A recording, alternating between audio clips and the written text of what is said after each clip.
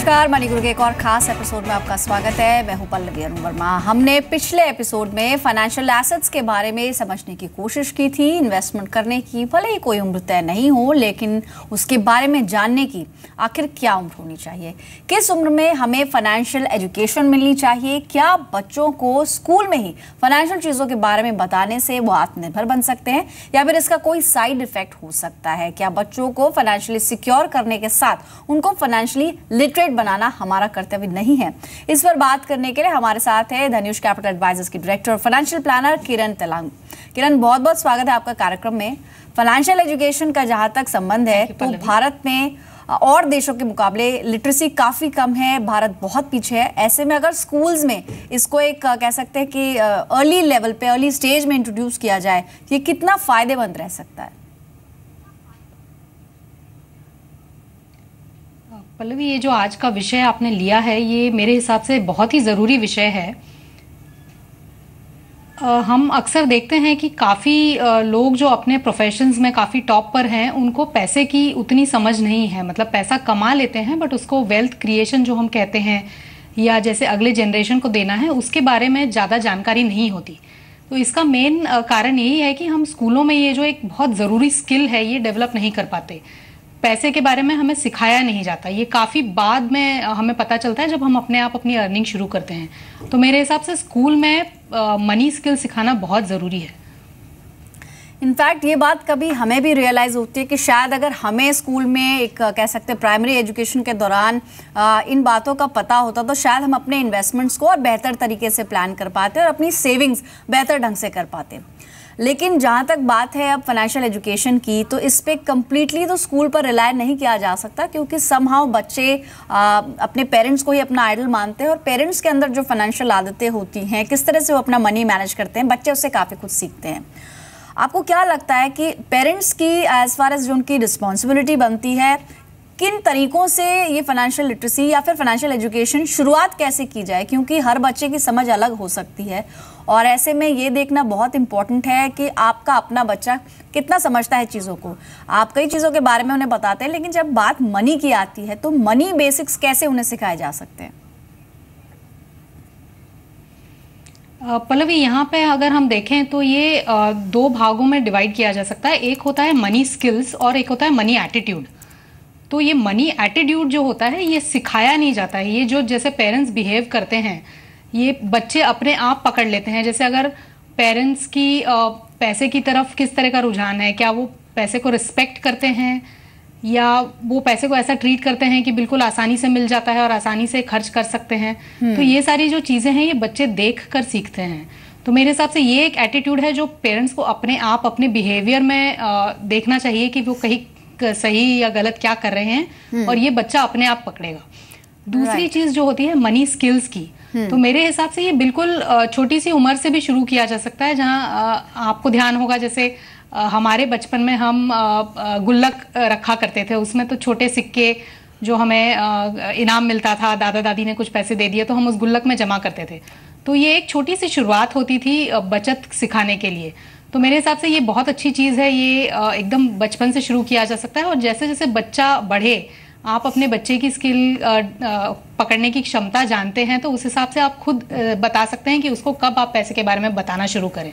Right. In fact एक research है, ये शायद यूएस की एक रिसर्च है, उसमें ये कहा गया है कि लगभग 7 साल एक एवरेज एज है कि 7 साल तक बच्चा अपना एटीट्यूड बना लेता है पैसों को लेकर। यानी कि उसकी जो आदतें हैं, जहाँ तक गिफ्ट का सवाल है कि बर्थडे पे गिफ्ट्स या फिर और ओकेजन्स में भी गिफ्ट की जहाँ तक बात है, पैसों का खर्च कैसे करना है और पॉकेट मनी का जहाँ तक संदर्भ, उस पर भी हम आएंगे। लेकिन जहाँ तक आपने कहा एटीट्यूड, वो पेरेंट्स से आता है, यानी कि आपके घर के माहौल पर भी निर्भर करता है कि आप किस तरह के माहौल में हैं और आपके बच्चों को आप किस तरह का माहौल दे रहे हैं ताकि वो अपना एटीट्यूड बना सकें।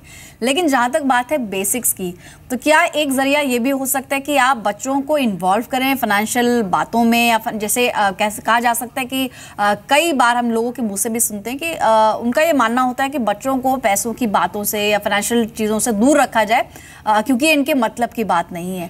लेकिन समहाउ इसका एक इफेक्ट ये हो सकता है कि जब वो जॉब के लिए निकलेंगे पढ़ाई खत्म करने के बाद, अगर वो कंप्लीटली प्रोटेक्टेड रहें और उन्हें कुछ भी फाइनेंशियल चीज़ों के बारे में मालूम ना चले, तो एक कह सकते हैं शॉकिंग सिचुएशन में वो हो सकते हैं जब वो शायद हैंडल ना कर पाए अपने फाइनेंसेस को। ऐसे में बचत के बारे में उन्हें बताना या फिर लोन क्या होता है, टैक्स क्या होता है, इन छोटी छोटी चीज़ों के बारे में बताना, ये एक अच्छा कदम हो सकता है किरण।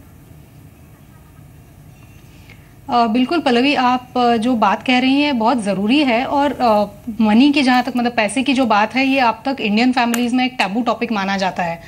पैसे की बात करने से घर में झगड़ा होता है, तू मैं होती है, ये एक जनरल एटीट्यूड रहा है इस बारे में, इसीलिए बच्चों के सामने ये बातें कभी की नहीं जाती।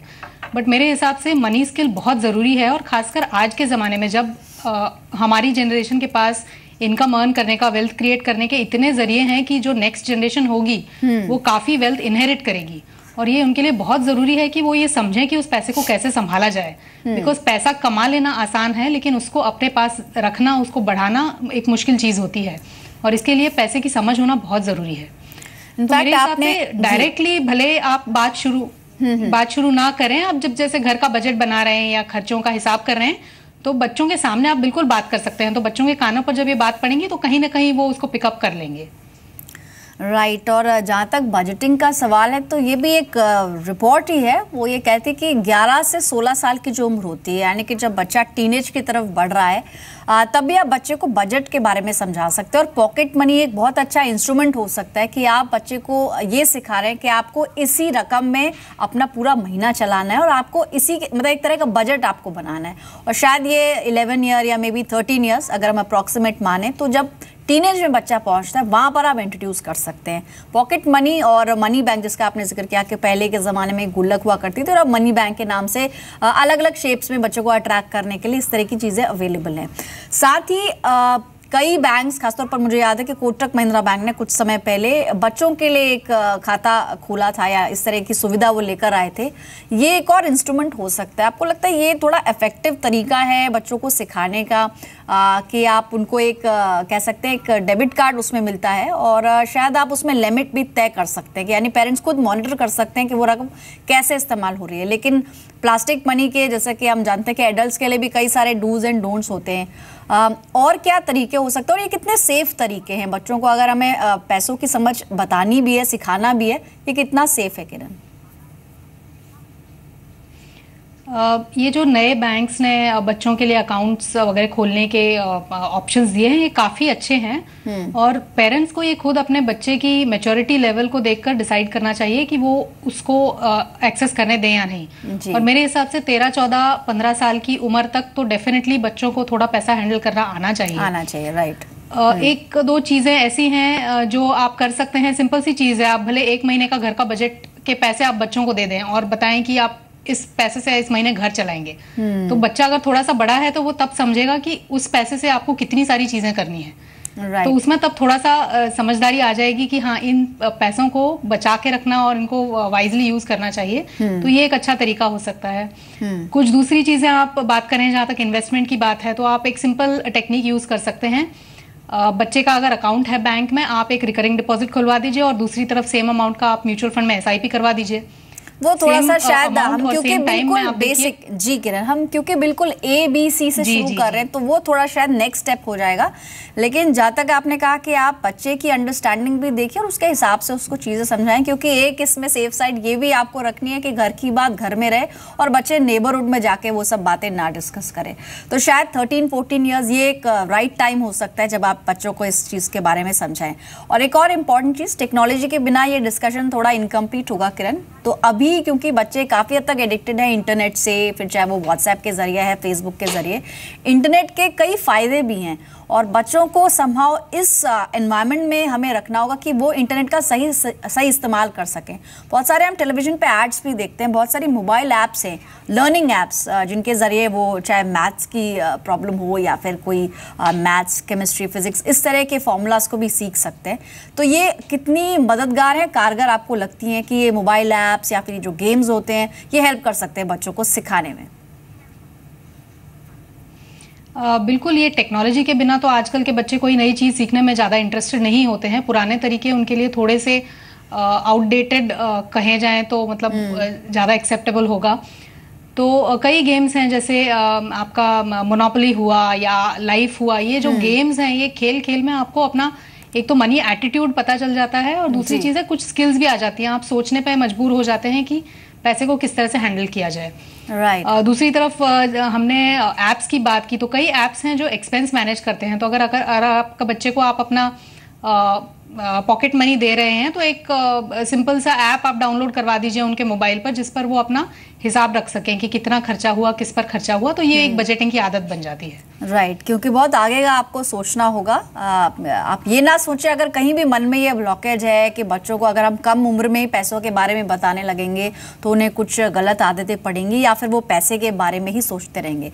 हमारा मकसद बच्चों को मनी माइंडेड बनाना नहीं है, लेकिन मनी को लेके अवेयर बनाना है। और ऐसे में कई तरीके हो सकते हैं। मोनोपोली जिस गेम का जिक्र किरण आपने किया, एक तरह का बोर्ड गेम है, बहुत पॉपुलर और बहुत पुराना गेम है, पर शायद बहुत सारे लोग इसके बारे में अभी भी ना जानते क्योंकि किसी और नाम से भी अवेलेबल है और बिजनेस के नाम से भी ये बोर्ड गेम मौजूद है। तो ये एक छोटा सा फन गेम हो सकता है, जरिया हो सकता है, बच्चों को सिखा सकते हैं इसके जरिए। बहुत सारी मोबाइल ऐप्स भी हैं जिसके जरिए बच्चे कुछ सीख सकते हैं। लेकिन अब बात जहाँ तक स्कूल के रिस्पॉन्सिबिलिटी की आती है, स्कूल्स किस तरह से इनिशिएटिव ले सकते हैं ताकि बच्चों को, क्योंकि काफ़ी सारा समय बच्चे स्कूल में गुजारते हैं, क्योंकि स्कूल से आने के बाद कोचिंग क्लासेस, एक्टिविटी क्लासेस, घर में कह सकते हैं कि सिर्फ वीकेंड ही एक समय होता है, वो पेरेंट्स के साथ ज़्यादा रहते हैं। और अभी जो स्थिति है कि वर्किंग पेरेंट्स होते हैं, ऐसे में स्कूल में एक सब्सटेंशियल समय वो निकालते हैं दिन का। स्कूल्स क्या कर सकते हैं इसमें? देखिए, स्कूल्स में मेरे हिसाब से मनी स्किल वाली जो एक क्लास ये रखना बहुत ज़रूरी हो गया है। जैसे मैंने बताया कि नेक्स्ट जनरेशन को इस चीज़ की नॉलेज की बहुत ज़्यादा ज़रूरत है, जो मेरे हिसाब से पेरेंट्स शायद नहीं दे पाएँ। तो स्कूल्स के लिए एक बहुत अच्छा ऑप्शन है एक national financial literacy assessment test, NFLAT। ये एक टेस्ट होता है जो स्कूल्स अपने बच्चों के लिए इंट्रोड्यूस करा सकते हैं। ये एक फाइनेंशियल लिटरेसी क्रिएट करने के लिए एट वेरियस लेवल्स, मतलब ये क्लास 6 से शुरू होता है और क्लास 10 तक के लिए होता है। तो अगर स्कूल्स इस टेस्ट के लिए बच्चों को मोटिवेट करें, उसके बारे में थोड़ा पढ़ाएं, तो ये एक बहुत अच्छा ऑप्शन हो सकता है जहाँ बच्चे एक स्ट्रक्चर्ड मैनर में मनी स्किल्स सीख सकते हैं। और बेसिक जैसे कॉन्सेप्ट्स हैं, इन्फ्लेशन हुआ, कंपाउंडिंग हुआ, इंटरेस्ट रेट्स हुए, ये जो स्कूल में जो वो टेक्निकल बेसिस पे मैथ्स के अंडर सीखते हैं, ये इनको एप्लीकेबिलिटी इन मनी स्किल्स के जरिए पता चल सकती है। राइट, तो मेरे हिसाब से ये एक बहुत अच्छा कदम है जो स्कूल्स को देखना चाहिए। तो क्लास 6 से 10 तक के बच्चे एप्लीकेबल हैं इस टेस्ट को करने में, लेकिन इनिशिएटिव स्कूल की तरफ से ही लिया जाना चाहिए। और इस टेस्ट के बारे में बता दें, इसमें कैश प्राइस के साथ साथ लैपटॉप, टैबलेट, किंडल, इस तरह के काफ़ी अट्रैक्टिव प्राइजेस भी रखे जाते हैं। लेकिन जो पहला इनिशिएटिव है वो स्कूल को ही लेना होता है।